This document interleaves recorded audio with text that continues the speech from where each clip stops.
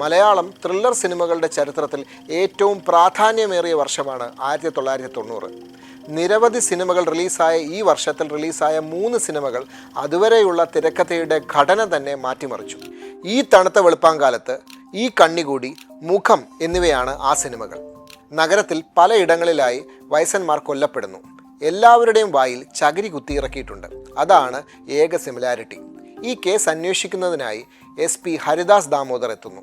തുടർന്നുണ്ടാകുന്ന സംഭവ വികാസങ്ങളാണ് ഈ തണുത്ത വെളുപ്പാൻകാലത്ത് എന്ന സിനിമയുടെ കഥ. സ്നൈപ്പർ ഷോട്ടിലൂടെ കൊല്ലപ്പെട്ട 3 സ്ത്രീകൾ. ഇവർ തമ്മിൽ യാതൊരു ബന്ധവുമില്ല.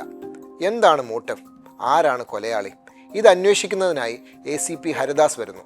തുടർന്ന് ഈ അന്വേഷണം കാരണം അദ്ദേഹത്തിൻ്റെ ജീവിതത്തിൽ ഉണ്ടാകുന്ന പ്രശ്നങ്ങളാണ് ഈ സിനിമയുടെ ഇതിവൃത്തം. ഒരു വേശ്യയുടെ കൊലപാതകവും അതിലേക്ക് നയിച്ച വഴികളുമായി ബന്ധപ്പെട്ട അന്വേഷണത്തിൻ്റെ കഥയുമാണ് KG ജോർജിൻ്റെ ഈ കണ്ണികൂടി പറയുന്നത്.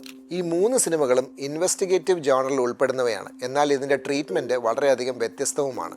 ഈ സിനിമകൾ ഇനി ആരെങ്കിലും കാണാൻ ബാക്കിയുണ്ടെങ്കിൽ ഒന്ന് കണ്ടു നോക്കാൻ ശ്രമിക്കുക.